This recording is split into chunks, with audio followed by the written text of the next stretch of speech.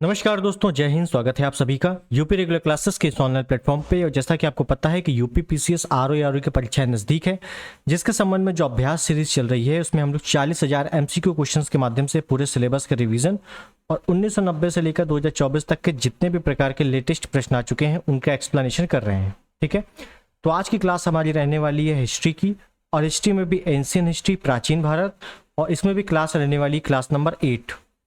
इसके पहले 7 classes already हो चुकी है जिसपे हम लोग ने काफ़ी कुछ कवर किया है। ठीक है ना, उनको जरूर देख लेना, सभी की प्लेलिस्ट बनी हुई है। और आज की क्लास 8वें नंबर की है एंशियन हिस्ट्री की, और बहुत ही अच्छे से इसको कवर करेंगे। ठीक है, तो चलिए शुरुआत करते हैं। तो उससे पहले चैनल पर है सब्सक्राइब, वीडियो को लाइक और शेयर जरूर कर देना है। क्लियर? तो एंशियन हिस्ट्री की क्लास 8 का पहला प्रश्न आपके स्क्रीन के ऊपर ये रहा। बहुत ही अच्छा प्रश्न है, उत्तर देना है। देखते हैं, देखिए क्या कह रहा है प्रश्न में। प्रश्न में कह रहा है सिकंदर की भारत में सफलता के निम्न कारण थे।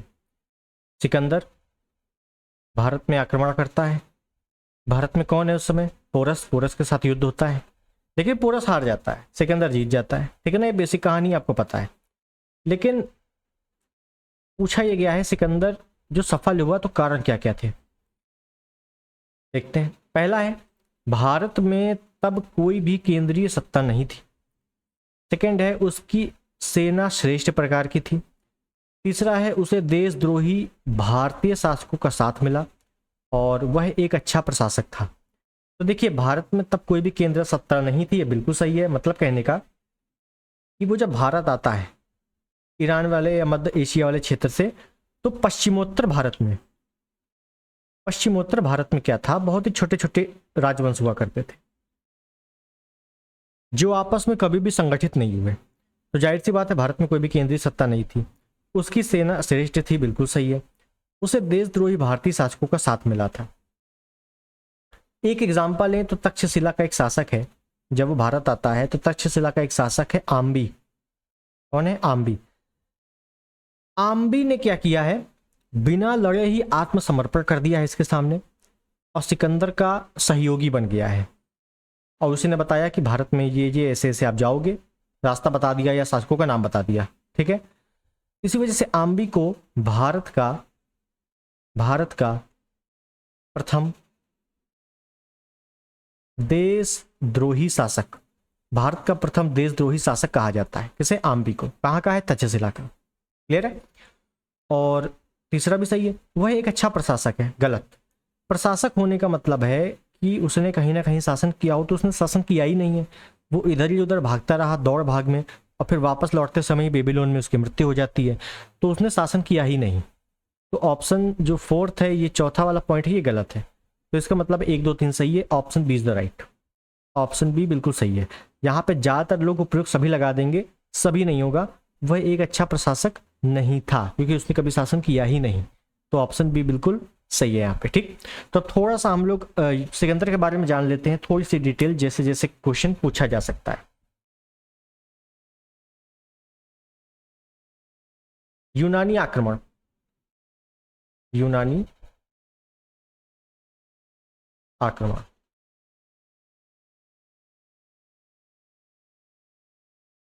सिकंदर कौन है आक्रमणकर्ता? पहला सिकंदर। ठीक है, जब सिकंदर ने भारत पर आक्रमण किया तो उस समय मगध का शासक कौन है? क्योंकि मगध का ही प्रमुख शासन था। तो मगध का शासक कौन है? घनानंद। नंद वंश का अंतिम शासक है घनानंद। इसके बारे में सारी चीजें हम लोग देख ही चुके हैं। ठीक है, मकदूनिया, मकदूनिया मतलब यूनान। मकदूनिया का एक शासक है, मकदूनिया का शासक है फिलिप द्वितीय। फिलिप द्वितीय। ठीक है, इसी का एक पुत्र है, इसी का एक पुत्र है कौन? सिकंदर।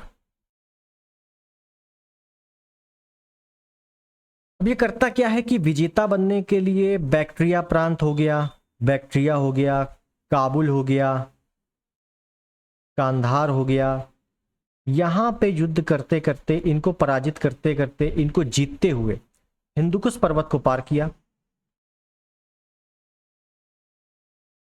हिंदुकुश पर्वत को पार किया और 326 बीसी में भारत पहुंचा। भारत पहुंचा, समझना है यहाँ पे क्या पहुंचा है, भारत पहुंचा है। और जैसे ही भारत पहुंचा है तो 326 बीसी में क्या किया सिकंदर, भारत पहुंचा सेना के साथ और तक्षशिला, तक्षशिला का एक शासक है कौन, आम्बी, तक्षशिला का शासक है आम्बी। इसने क्या किया, देशद्रोही कर दिया, मतलब एक देशद्रोही के समान ये है, इसने सिकंदर का साथ दे दिया। ठीक है, तो भारत का प्रथम देशद्रोही शासक। अब जब भारत पहुंचा तो होता है भैया झेलम का युद्ध, झेलम का युद्ध या इसी को वितस्ता का युद्ध कहते हैं। झेलम का पुराना नाम क्या है, वितस्ता का युद्ध। कब होता है ये युद्ध, 326 बीसी में। किसके मध्य होता है, सिकंदर वर्सेस पोरस। पोरस कौन है, पुरु राज्य का एक राजा है पोरस। पोरस का साम्राज्य पूछा जाता है, पोरस का साम्राज्य किस किस नदी के मध्य है, झेलम और चिनाब। इसके मध्य, झेलम और चिनाब के मध्य। बस यही सारे फैक्ट आपसे बार बार पूछे जाते हैं कि पोरस का साम्राज्य किसके नदी के मध्य है, झेलम और चिनाब के मध्य। तक्षशिला किसके मध्य है, सिंधु और झेलम के मध्य। क्लियर है, और इसमें पोरस हार जाता है, सिकंदर जीत जाता है। लेकिन बाद में उसका राज्य, सिकंदर जो है पोरस का राज्य वापस उसको लौटा देता है। ठीक है, इसी को झेलम का युद्ध है, इसी को यूनानी इतिहासकारों ने hide a speech, hide a speech का युद्ध भी कहा है। तो कहीं पर अगर आ जाए हाइड ए स्पीच का युद्ध, भैया वो झेलम की ही बात हो रही है उसमें। क्लियर। अब इसके बाद क्या होता है कि जब इसने झेलम और चिनाब के मध्य पोरस का शासन क्या किया, मतलब हरा दिया पोरस को, उसके बाद उसको पुनः लौटा दिया, तो ये और आगे बढ़ना चाहता था कि हम और आगे चलते हैं। और आगे क्या है, मगध है। अगर मगध में किसका शासन है, घनानंद का। अब मगध बहुत ही पावरफुल शासन है, तो इसकी जो सेना है, कौन, सिकंदर की जो सेना है, ये घबरा जाती है, डर जाती है, बीमार पड़ जाती है, कुछ भी समझो। इसकी सेना ने व्यास नदी को पार करने से मना कर दिया। क्या कर दिया, मना कर दिया। ये पूछा जाता है कि सिकंदर की सेना ने निम्नलिखित में से किस नदी को पार करने से मना किया था, तो व्यास नदी को पार करने से मना कर दिया। ठीक है, तो वापस लौटा। वापस लौटते समय 2 नगर बसाए थे इसमें, 2 नगर बसाए। वापस लौटते समय सिकंदर ने क्या किया, 2 नगर बसाए। एक है निकैया, क्या नाम है नगर का, निकैया, जिसको विजयनगर भी कहा जाता है, विजयनगर। ठीक है, विजयनगर दूसरा वाला है ये। उसके बाद है बुकेफला। ये बुकेफला अपने घोड़े के नाम पर इस नगर को बसाया था, अपने घोड़े के नाम पर। अगर पूछा जाए कि सिकंदर के घोड़े का नाम क्या था, तो बुकेफला। क्लियर। उसके बाद दो चीजें और, क्या, कि सिकंदर की जल सेना का अध्यक्ष कौन था और थल सेना, जल सेना और थल सेना का अध्यक्ष कौन था, ये बताओ। तो ये ध्यान देना है, जल सेना थल सेना का अध्यक्ष था निरियाकस, और थल सेना का स्वयं सिकंदर ही था। ठीक है। अब वापस लौटते समय 323 बीसी में बेबीलोन ईरान में है, बेबीलोन में इसकी हो जाती है मृत्यु। क्लियर। तो तुरंत मृत्यु हो गई, तुरंत आया, तुरंत मृत्यु करवा दी हम लोगों ने। ठीक, तो इतना ही है इंपॉर्टेंट फैक्ट।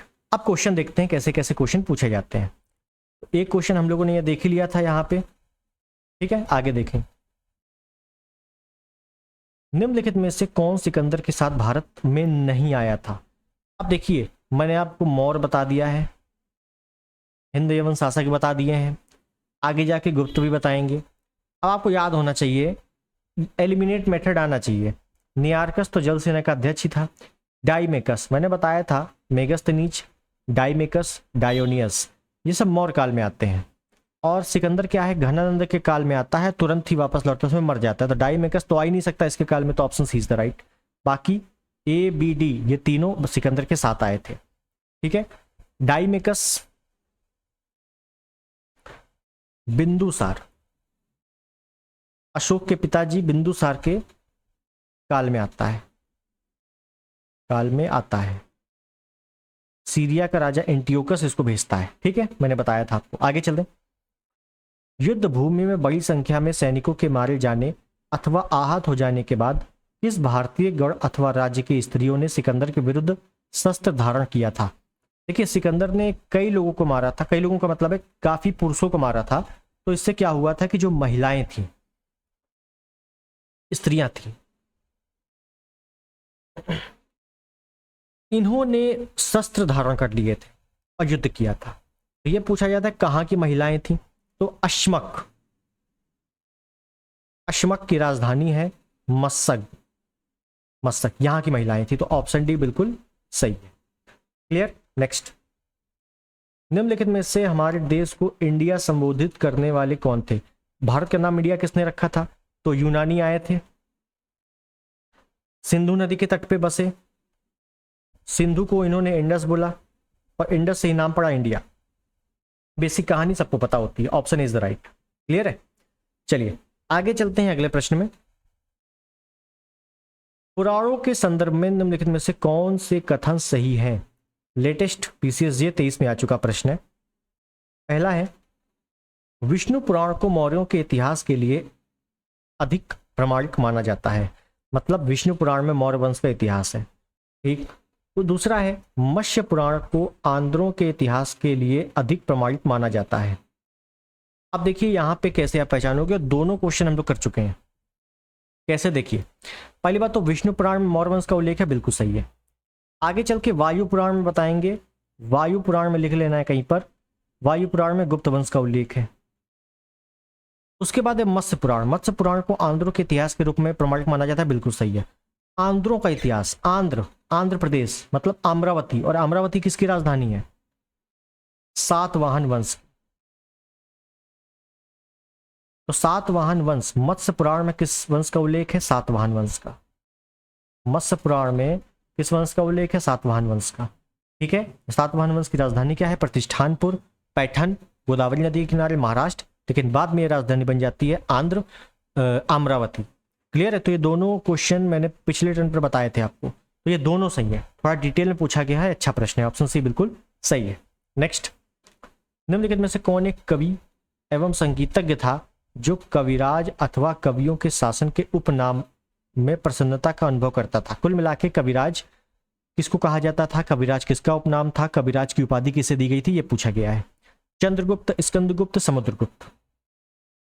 तो देखिए कुल मिला के गुप्त वंश की बात कर रहा है हमसे, और गुप्त वंश में थोड़ी सी हम लोग वंशावली की बात कर लेंगे। ठीक है,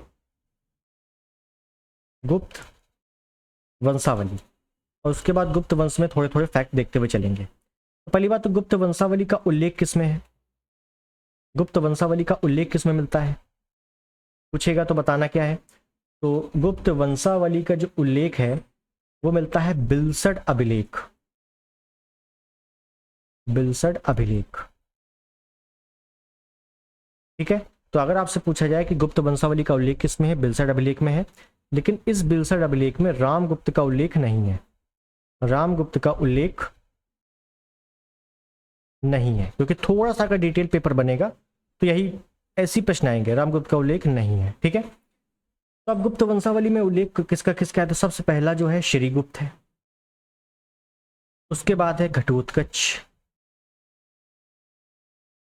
उसके बाद है चंद्रगुप्त प्रथम, फिर है समुद्रगुप्त,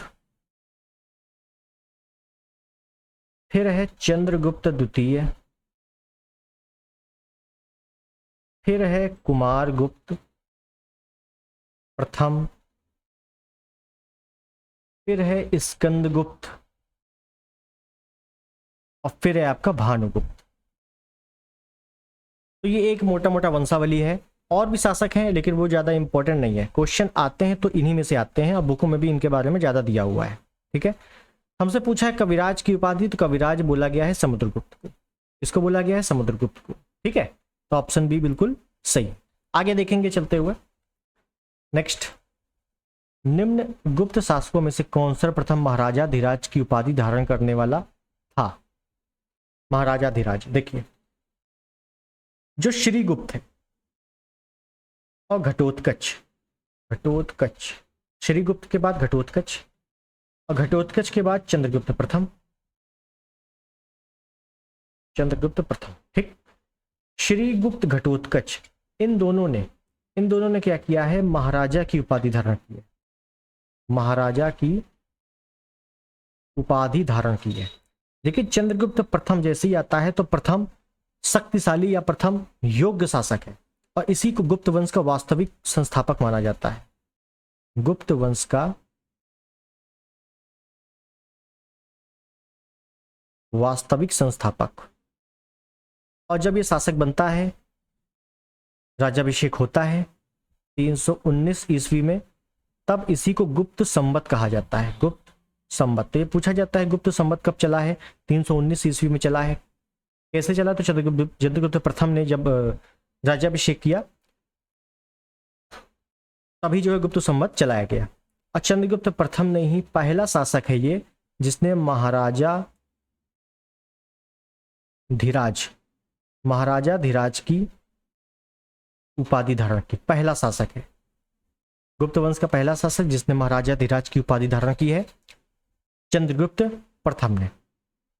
ठीक है, अब चंद्रगुप्त प्रथम के बारे में कुछ चीजें और देखो। श्रीगुप्त और घटोत्कच के बारे में ज्यादा चीजें मिलती नहीं है, लेकिन चंद्रगुप्त प्रथम के बारे में कई चीजें हैं। तो चंद्रगुप्त प्रथम के बारे में कुछ चीजें हम लोग देख ही चुके हैं, जैसे गुप्त संवत या गुप्त वंश का संस्थापक माना जाता है। 319 में गुप्त संवत चलाया था, महाराजा धीराज की उपाधि धारण की थी। इसकी जो पत्नी है वो कौन है? वो है कुमार देवी। कुमार देवी। अब ये कुमार देवी है कौन? तो ये लिच्छवी राजकुमारी है। लिच्छवी वंश जो है, लिच्छवी राजकुमारी, लिच्छवी राजकुमारी है। ये भी पूछा गया है तभी मैं लिख रहा हूं लिच्छवी राजकुमारी। ठीक है, चंद्रगुप्त प्रथम ने क्या किया है कि कुमार देवी प्रकार के प्रथम शासक जिसने अपनी पत्नी के नाम सिक्के चलाए।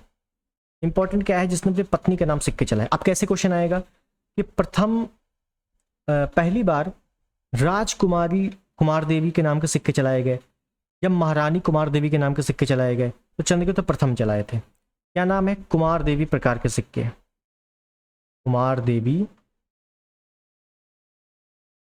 प्रकार के सिक्के। कैसे सिक्के हैं? सोने के सिक्के, सोने के सिक्के। अब कैसे पूछ लेगा? पूछेगा गुप्त वंश का प्रथम शासक जिसने सिक्के जारी किए, डायरेक्ट करना है चंद्रगुप्त प्रथम। फिर पूछेगा गुप्त वंश का प्रथम शासक जिसने सोने के सिक्के जारी किए, चंद्रगुप्त प्रथम। गुप्त वंश का प्रथम शासक जिसने चांदी के सिक्के जारी किए, तो फिर आगे चंद्रगुप्त द्वितीय हम लोग आगे पढ़ेंगे, उसको करना है। ठीक है, तो अभी गुप्त वंश की शुरुआत हुई है और गुप्त वंश में पहला शासक है चंद्रगुप्त प्रथम जिसने सोने के सिक्के जारी किए हैं अपनी पत्नी के नाम पर, कुमार देवी प्रकार के सिक्के। ठीक है, और अगर पूछ ले कि ये बताओ गुप्त वंश के सिक्के किस शासक के या किस राजवंश के सिक्कों का प्रारूप है, प्रतिरूप है या एक छायावृत्ति है,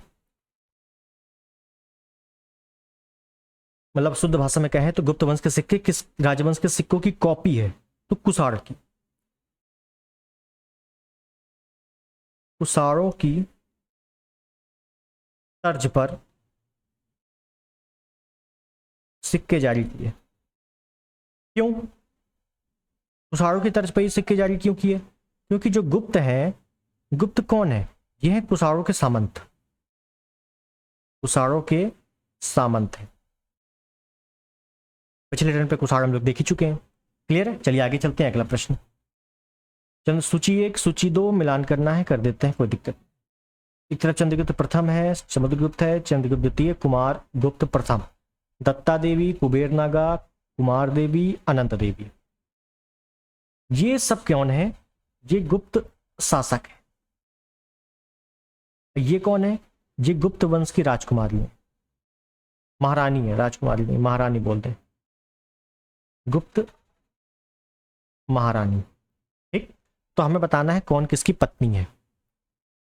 देखिए, चंद्रगुप्त प्रथम की जो पत्नी है, हम लोगों ने देखा है, क्योंकि कुमार देवी प्रकार के सिक्के चलाए हैं इसने सोने के, तो कुमार देवी। ए का हो गया 3, तो ए का 3 इसमें है, ए का 3 इसमें है। समुद्रगुप्त की पत्नी है दत्त देवी, चंद्रगुप्त द्वितीय की पत्नी है कुबेर नागा, और कुमारगुप्त प्रथम की पत्नी है Anant Devi. Option C is the right. तो ऑप्शन सी बिल्कुल सही है। अब यहां पे थोड़ी सी डिटेल देखेंगे। कैसे? चंद्रगुप्त प्रथम कुमार देवी के बारे में हम लोग देख चुके हैं, क्योंकि इनके प्रकार के सिक्के चलाए गए हैं, लिच्छवी राजकुमारी देख चुके हैं। ठीक है, अब समुद्रगुप्त चंद्रगुप्त द्वितीय के पत्नियों के बारे में थोड़ी डिटेल लेते हैं।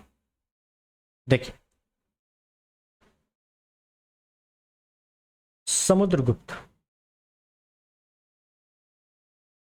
तो समुद्रगुप्त की पत्नी कौन है? पत्नी कौन है? ये है दत्त देवी। आपसे क्या पूछेगा? दत्त देवी, समुद्रगुप्त की पत्नी दत्त देवी का उल्लेख किसमें है?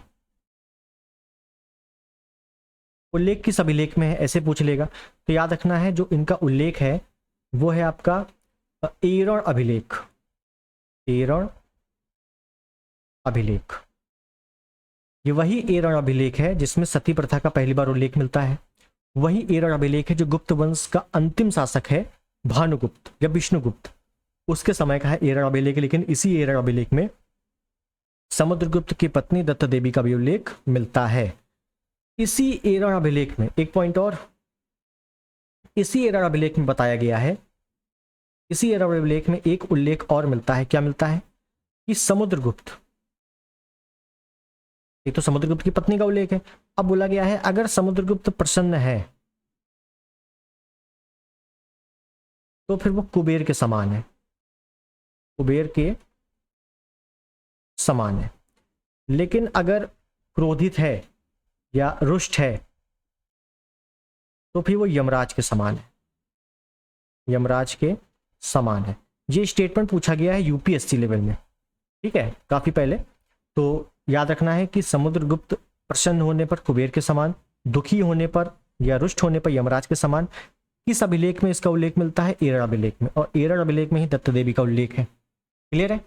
तो हम लोगों ने चंद्रगुप्त प्रथम की पत्नी के देख लिया, समुद्रगुप्त की पत्नी का देख लिया। अब चंद्रगुप्त द्वितीय की पत्नी,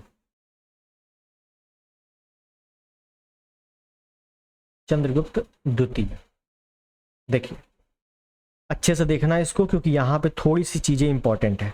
मैं शुरुआत से बता देता हूं, 1 मिनट। समुद्रगुप्त, समझिएगा, समुद्रगुप्त, समुद्रगुप्त के 2 पुत्र कौन कौन है? एक है रामगुप्त है और एक है चंद्रगुप्त द्वितीय। समझना है यहां पे, एक है रामगुप्त और एक है चंद्रगुप्त द्वितीय। ठीक है, बड़ा पुत्र है रामगुप्त, तो जाहिर सी बात है रामगुप्त शासक बनेगा, शासक बना। अब रामगुप्त की एक पत्नी है, बहुत ही सुंदर पत्नी है, हम देखने नहीं गए थे, उल्लेख मिलता है केवल, ध्रुव स्वामिनी। क्या नाम है? ध्रुव स्वामिनी। नाम जरूर देखना है अच्छे से। अब नाम क्यों बता रहा हूं, इंपॉर्टेंट है आगे। रामगुप्त की पत्नी है ध्रुव स्वामिनी, और रामगुप्त बहुत ही कमजोर शासक है, दुर्बल शासक है। रामगुप्त के समय में होता है शकों का आक्रमण, शकों का आक्रमण। अब रामगुप्त के समय में शकों का आक्रमण हुआ। अब रामगुप्त कमजोर है, दुर्बल है, तो इसने क्या किया? अपनी पत्नी को बोला कि ऐसा है, मेरी पत्नी काफी सुंदर है, इसको ले जाओ। समझिएगा, यहाँ पे एक स्टोरी है। शकों का आक्रमण हुआ रामगुप्त के समय में, इसने क्या किया? अब जाहिर सी बात है, कमजोर है, तो शकों को बोला ऐसा है, मेरी पत्नी को ले जाओ। ध्रुव स्वामिनी को ये शक जो है उठा लेगा, किडनैप कर लिया। क्या कर लिया? किडनैप। अब ये बात पता चली किसको? इसके छोटे भाई चंद्रगुप्त द्वितीय को। चंद्रगुप्त द्वितीय को पता चली। अब चंद्रगुप्त द्वितीय ने कहा कि रामगुप्त तुम तो बड़े उल्लू टाइप के आदमी हो, तुमने मतलब अपनी पत्नी को, थोड़े बहुत शक आ गए तो तुमने अपनी पत्नी को दे दिया, तो तुम राज्य की सेवा कैसे करोगे। तो चंद्रगुप्त द्वितीय ने रामगुप्त को मार डाला।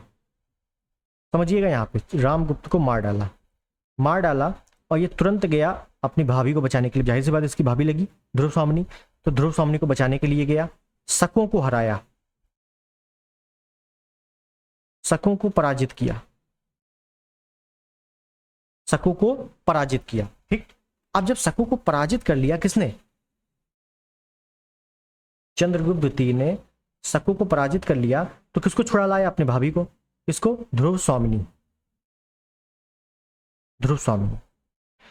अब ध्रुव स्वामिनी को जब लेके आया तो जाहिर सी बात है गुस्से में अपने बड़े भाई को तो मार ही दिया था।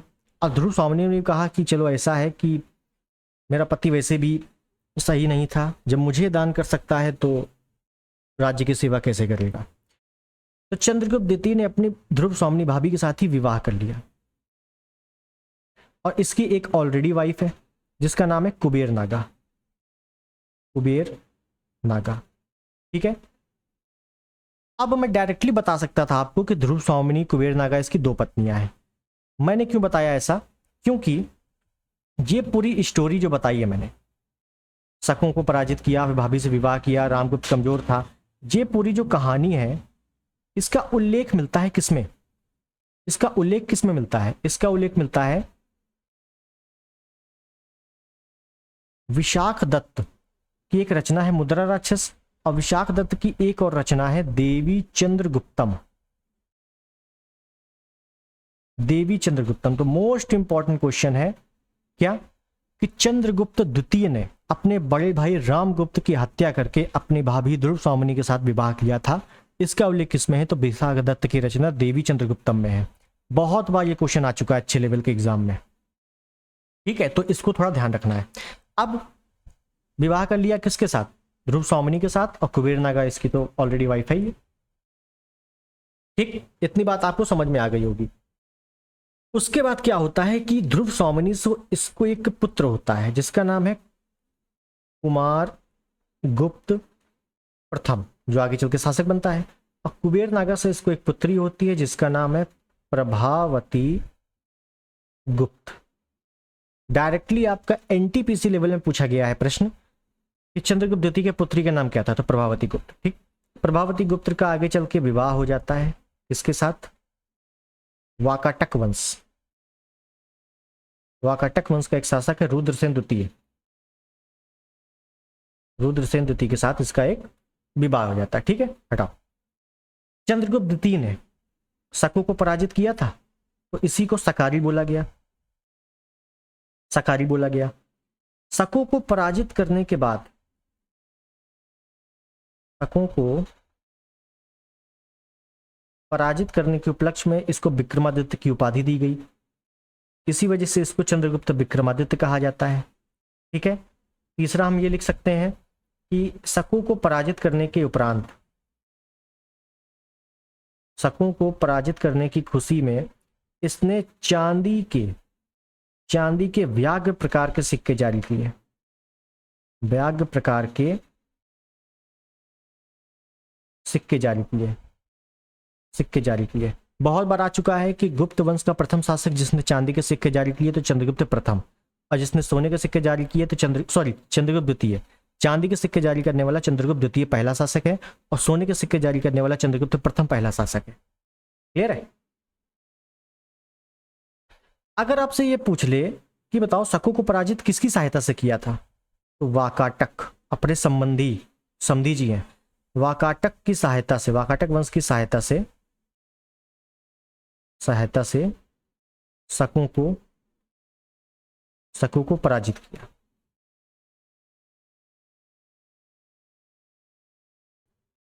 इतनी बात क्लियर हो गई आपको। ठीक है, बाकी चंद्रगुप्त द्वितीय के समय में 9 विद्वान रहा करते थे, 9 रत्न रहा करते थे। ठीक है, वो सभी आपने पढ़े ही होंगे, आगे देखेंगे हम लोग। तो हमसे क्वेश्चन क्या पूछा था, हम लोग आगे आ गए काफी।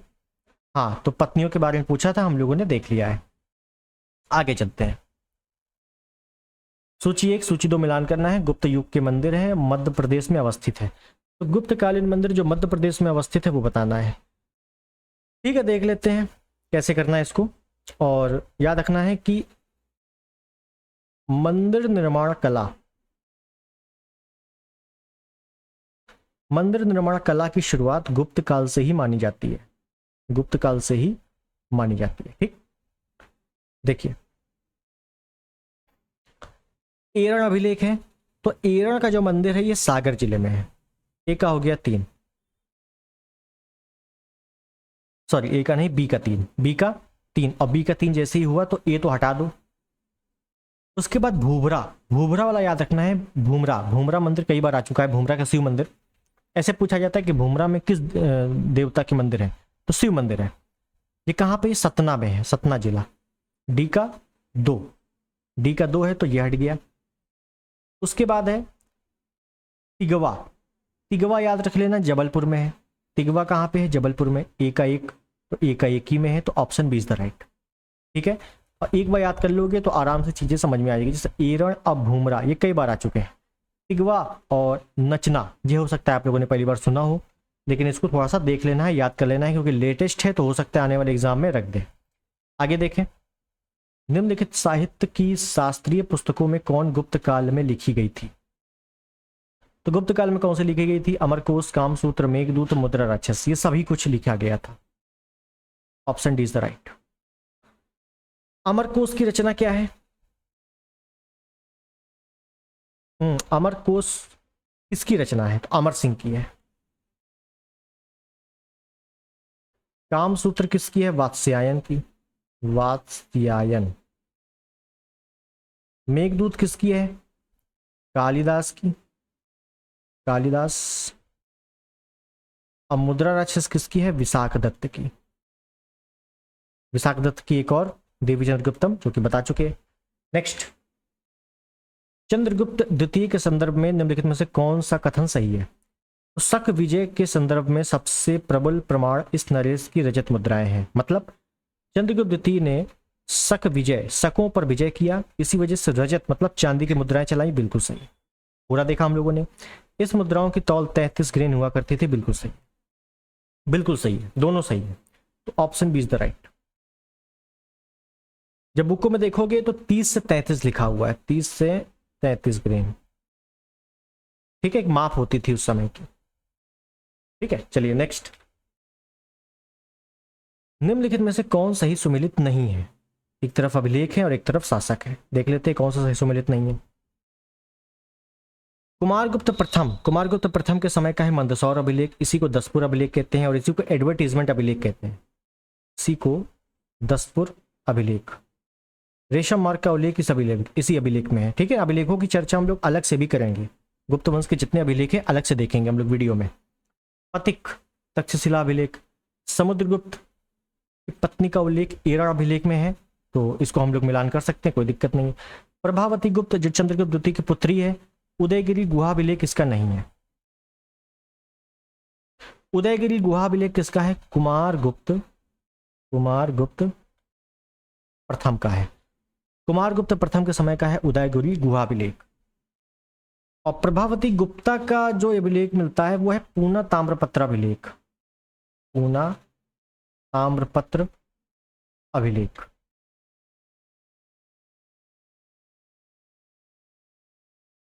चलिए आगे चलते हैं, अगला प्रश्न।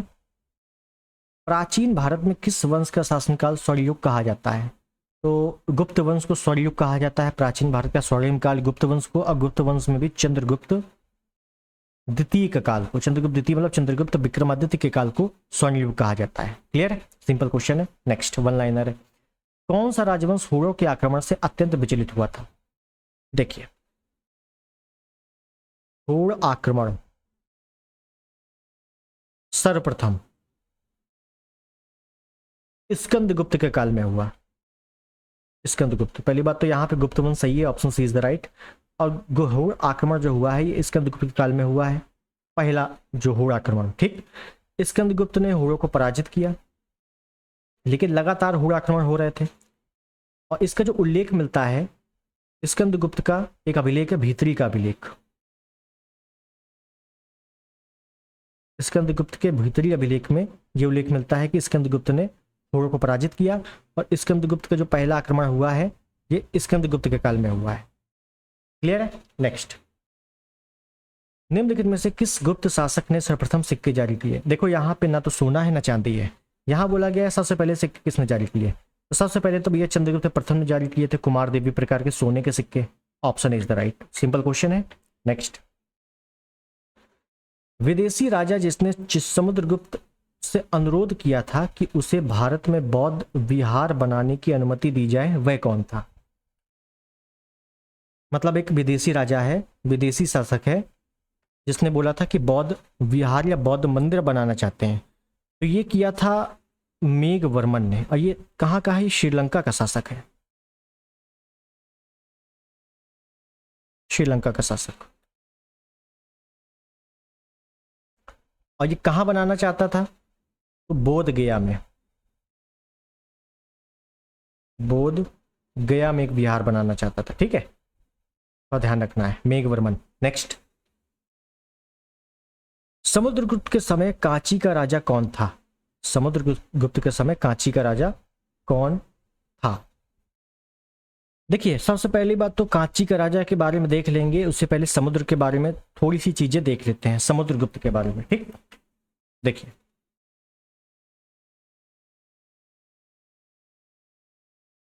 समुद्रगुप्त पिता कौन है? चंद्रगुप्त, चंद्रगुप्त प्रथम है, माता कुमार देवी है। ठीक है, समुद्रगुप्त के बारे में जो जानकारी मिलती है सबसे अधिक, वो मिलती है इसके प्रयाग प्रशस्ति से।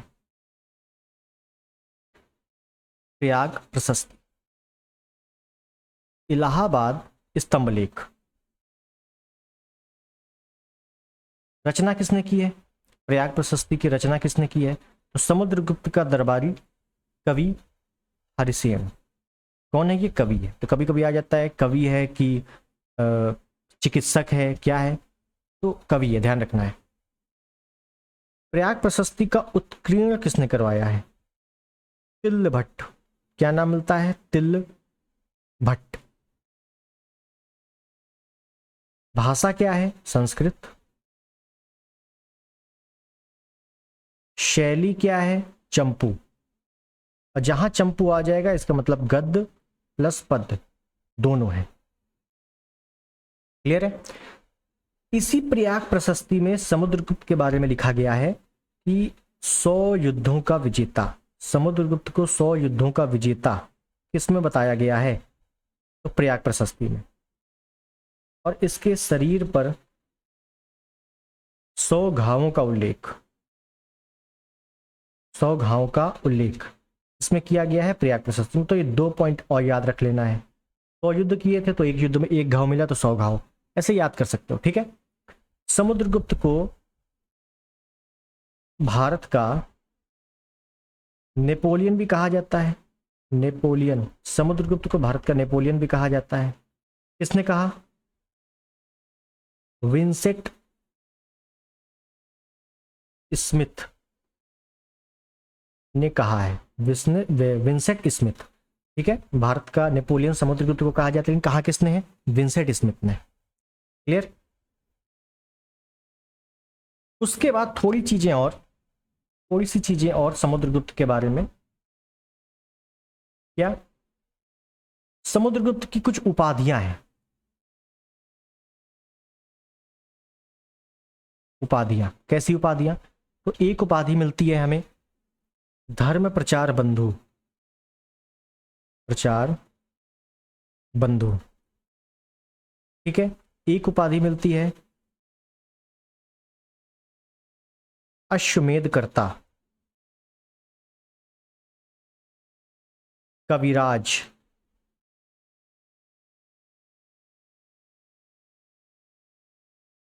परम क्रमांक,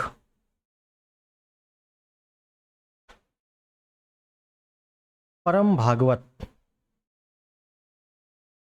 परम क्रमांक, परम भागवत, अश्वमेधकर्ता, कविराज, ये सभी इसकी उपाधियां हैं। कविराज क्यों कहा जाता था? क्योंकि ये संगीत का प्रेमी था। ध्यान रखना है कि समुद्रगुप्त जो है संगीत का प्रेमी था, कैसे पता लगा? क्योंकि इसकी एक उपाधि है कविराज, और कविराज में ध्यान रखना है कि इसने जो एक सिक्का जारी किया है, देखिए मैं यहाँ पे लिख देता हूँ, संगीत का प्रेमी, संगीत का प्रेमी था। कैसे पता लगा कि संगीत का प्रेमी था? कि इसने जो सिक्के जारी किए, सिक्के, इस पर क्या है कि वीणा की फोटो बनी हुई है,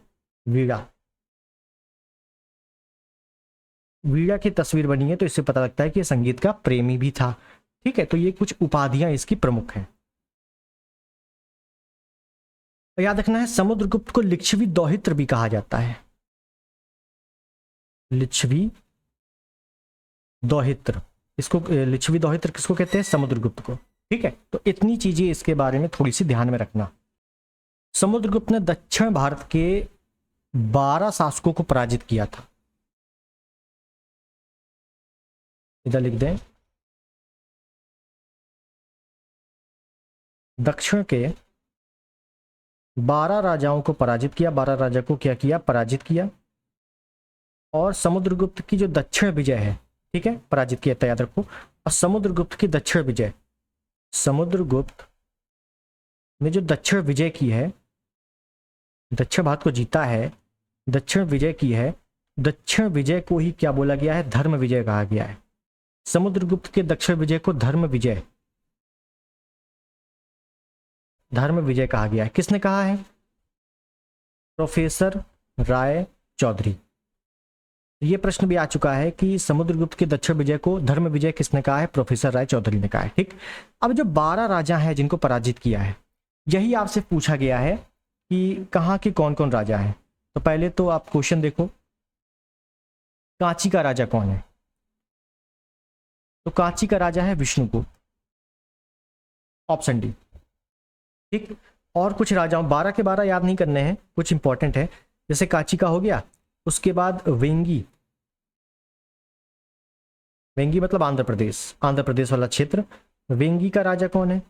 तो वेंगी का राजा का नाम मिलता है हस्तिवर्मन, हस्तिवर्मन। ठीक, एक राजा है अवमुक्त, अवमुक्त मतलब ये पल्लव शासक, अवमुक्त। यहां का शासक कौन है? नीलराज, नीलराज।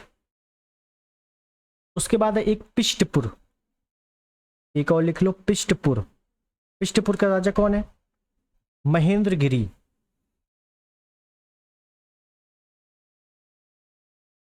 ठीक है, उसके बाद एक है पालक्य, पालक्य का राजा कौन है? उग्रसेन, उग्रसेन। डायरेक्टली ऐसे ही पूछा जाएगा। ठीक है, तो 1 2 3 4 और देखिए 5वां विष्णु को। ये 5 शासकों के नाम मैंने बता दिए। आगे चलते हैं अगले प्रश्न में। निम्न में से किस गुप्त शासक को पहली बार अभिलेख जारी करने का दायित्व दिया जाता है? तो देखो, पहली बार अभिलेख जारी करने का दायित्व किसको दिया जाता है? पहली बार अभिलेख किसका मिलता है भाई? श्रीगुप्त का तो कुछ है नहीं, घटोत्कच का तो कुछ है नहीं, चंद्रगुप्त प्रथम जो है केवल सिक्के जारी किए हैं। समुद्रगुप्त ने क्या किया है? प्रयाग प्रशस्ति, जिसको इलाहाबाद स्तंभ लेख बोला जाता है। बस option B is the right. पहली बात गुप्त शासकों में समुद्रगुप्त ही है जिसका जो अभिलेख मिलता है प्रयाग प्रशस्ति या इलाहाबाद स्तंभ लेख, इसी ने अभिलेख लगाया था पहली बार। क्लियर है? Option B is the right. और जो प्रयाग प्रशस्ति में उसमें कई लोगों के उल्लेख मिलते हैं। प्रयाग प्रशस्ति जो इलाहाबाद स्तंभ लेख है, इसमें कई लोगों के मिलते हैं, जैसे अशोक का तो मिलता ही मिलता है, एक समुद्रगुप्त का मिलता है, बाद में चल के अकबर का भी मिलता है, अकबर का भी लेख जिसको बीरबल ने लगवाया था, और फिर उसके बाद जहांगीर का भी मिलता है। किसका? जहांगीर का। तो मुगल काल में भी इसका उल्लेख मिलेगा। आगे चलें, अगला प्रश्न। समुद्रगुप्त के प्रयाग प्रशस्ति वाले स्तंभ पर निम्नलिखित में से किसका लेख मिलता है? जहांगीर, शाहजहां, औरंगजेब, दारा सिकोह। देखो आ गया जहांगीर का उल्लेख, ऑप्शन ए। मैंने कहा ना मुगल काल में भी इसके बारे में काफी डिटेल है। ऑप्शन ए अभी आपको याद रखना है। नेक्स्ट है, निम्नलिखित में से किस गुप्त राजा का एक अन्य नाम देवगुप्त है? तो शायद मैंने नहीं कराया है, चंद्रगुप्त द्वितीय। चंद्रगुप्त द्वितीय को ही देवगुप्त, देवराज, देवश्री, ये तीनों भी इसी के नाम कहे जाते हैं। क्लियर है? ऑप्शन भी बिल्कुल सही है। नेक्स्ट अगला चलते हैं अगले प्रश्न में। चंद्रगुप्त के 9 रत्नों में निम्न में से कौन फलित ज्योतिष से संबंधित था? फलित ज्योतिष। तो देखिए चंद्रगुप्त का मतलब है चंद्रगुप्त द्वितीय, चंद्रगुप्त विक्रमादित्य।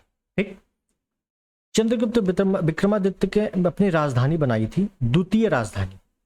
भाई एक राजधानी तो पाटलिपुत्र चलती आ रही है, द्वितीय राजधानी बनाई थी क्या? उज्जैन। और यहीं उज्जैन में नवरत्न रहा करते थे, यहीं उज्जैन में ही नवरत्न रहा करते थे। ठीक है, उन नवरत्नों में कौन कौन है? एक है आपका अमर सिंह, दूसरे हैं कालिदास, और ये नवरत्न याद होने चाहिए। एक है वराह मिहिर। और जब हम लोग प्रशासन में आएंगे, गुप्त वंश का प्रशासन देखेंगे, तो इन नवरत्नों के बारे में काफी डिटेल चर्चा होगी कि ये कहाँ के रहने वाले थे या इनकी प्रमुख रचनाएं ही पूछी जाती हैं, क्या क्या प्रमुख रचनाएं। ठीक है, तो चौथा है घटकर पर, घटकर पर। एक है शंकु, एक है वेताल भट्ट, एक है धन्वंतरी, एक है वर रुचि, और एक है छपड़क। तो जो रत्न फलित ज्योतिष है वो छपड़क ही है। Option C is the right. ठीक है, अभी आपको इतना केवल 9 रत्न याद करने हैं, और जब हम लोग प्रांतीय प्रशासन, जो पूरा प्रशासन वाला पार्ट देखेंगे उसमें डिटेल चर्चा करेंगे। आगे देखें, अभी फाहियान भारत आया था। फाहियान एक चीनी शासक है, चीनी यात्री है। और फाहियान किसके काल में आता है? तो चंद्रगुप्त द्वितीय के काल में आता है। कब से कब तक रहता है? तो 399 से 414 ईस्वी तक। 399 से 414, इसका मतलब है 399 AD. Option D is the right, पहली चीज। ठीक, उसके बाद फाहियान की एक रचना है फो को की।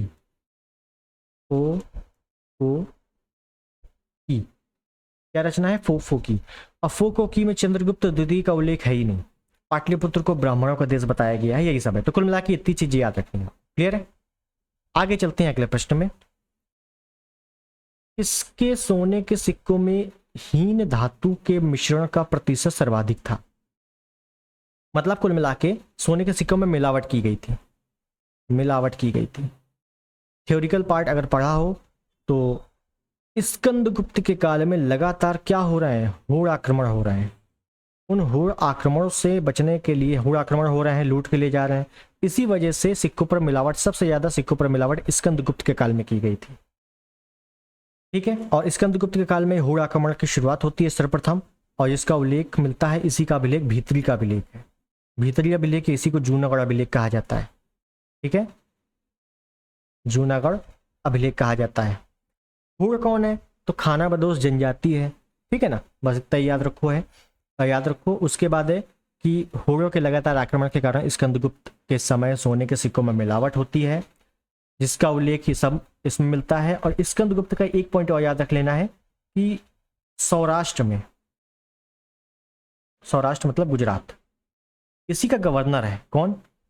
पर्णदत्त, और इसी का पुत्र पर्णदत्त का चक्रपालित। तो सौराष्ट्र का गवर्नर, स्कंदगुप्त में सौराष्ट्र का गवर्नर है पर्णदत्त चक्रपालित। इन्हीं को आदेश देकर सुदर्शन झील का जीर्णोद्धार करवाता है, रिपेयर करवाता है, ऐसे लिखो।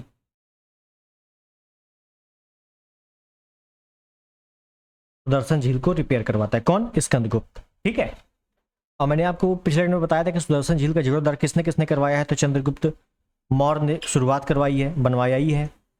सौराष्ट्र में गवर्नर पुष्यगुप्त वैश्य को भेजकर, उसके बाद अशोक, फिर उसके बाद रुद्रमन, शक वंश का शासक है रुद्रमन, और उसके बाद स्कंदगुप्त। क्लियर है? तो ये चारों नाम याद रखना है सुदर्शन झील के संदर्भ में। ठीक, आगे चलते हैं अगला प्रश्न। ओके, तो हमारे सारे प्रश्न हो गए हैं समाप्त।